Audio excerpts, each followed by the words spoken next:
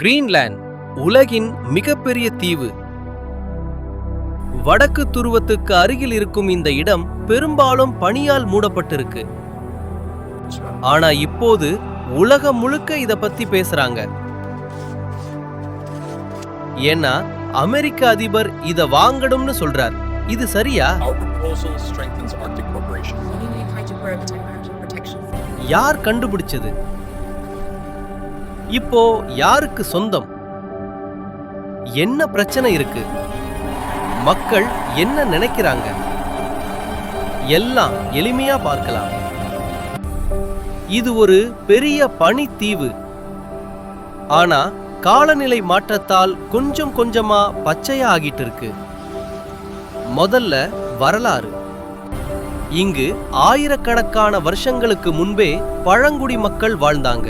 இன்யூட் மக்கள் வேட்டை, மீன்பிடிப்பு வாழ்க்கை நடத்தினாங்க.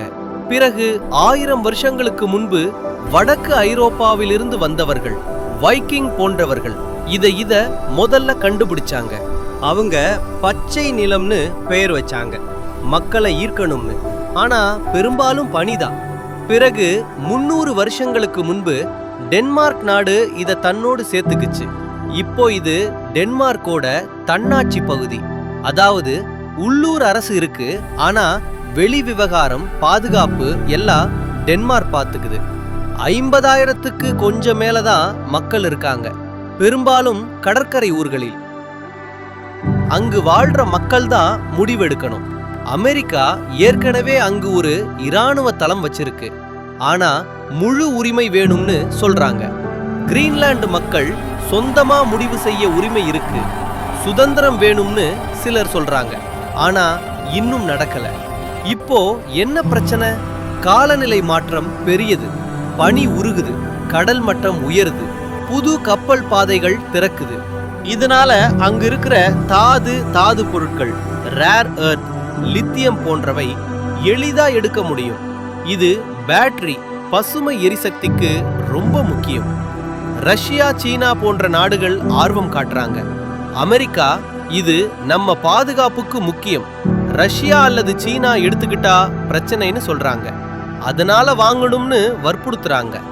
பணம் கொடுத்து, இல்லைன்னா வேற வழியில. சில சமயம் இராணுவ உதவி, வரி அச்சுறுத்தல் போன்றவை பேசுறாங்க. கிரீன்லாந்து எண்ணெய், எரிவாயு தடை விதிச்சிருக்கு சுற்றுச்சூழல் காரணமா. அமெரிக்க அதிபர் சொல்றது சரியா? அவர் நம்ம பாதுகாப்புக்கு வேணும், உரிமை வேணும்னு சொல்றார். ஆனா இது தவறுன்னு பலர் சொல்றாங்க. ஏன்னா இது டென்மார்க்கோட உரிமை. கிரீன்லாந்து மக்களுக்கு சுயமா முடிவு செய்ய உரிமை இருக்கு. ஏற்கனவே அமெரிக்கா டென்மார்க் ஒப்பந்தம் இருக்கு, நேட்டோ கூட்டணி இருக்கு. அதனால வாங்க வேண்டிய அவசியம் இல்லைன்னு சொல்றாங்க. பலர் இத பழைய காலனி ஆதிக்கம் மாதிரி பார்க்கிறாங்க. கிரீன்லாந்து மக்கள் பெரும்பாலும் நாங்க விற்கல, நாங்க தான் முடிவு செய்வோம்னு சொல்றாங்க. போராட்டங்கள் நடக்குது, கொடி ஏந்தி எதிர்ப்பு தெரிவிக்கிறாங்க. டென்மார்க், ஐரோப்பா நாடுகள் இது தவறு, சுதந்திரத்தை மதிக்கணும்னு சொல்றாங்க. அமெரிக்காவில கூட பலர் எதிர்க்கிறாங்க, இராணுவம் பயன்படுத்த கூடாதுன்னு. ஆனா சிலர் பாதுகாப்புக்கு நல்லதுன்னு சொல்றாங்க. நண்பர்களே, கிரீன்லாந்து ஒரு அழகான பனித்தீவு. ஆனா இப்போ புவி வெப்பமடைவு, பாதுகாப்பு, வளங்கள் எல்லாம் சேர்ந்து பெரிய பிரச்சனையா ஆகிருக்கு. மக்களோட உரிமை முக்கியம், யாரும் வலுக்கட்டாயமா எடுக்கக்கூடாது. இது நம்மை யோசிக்க வைக்குது. பெரிய நாடுகள் சிறிய இடங்களை எப்படி பார்க்கறாங்கன்னு. கிரீன்லாந்து தனியா அமைதியா இருக்கட்டும்.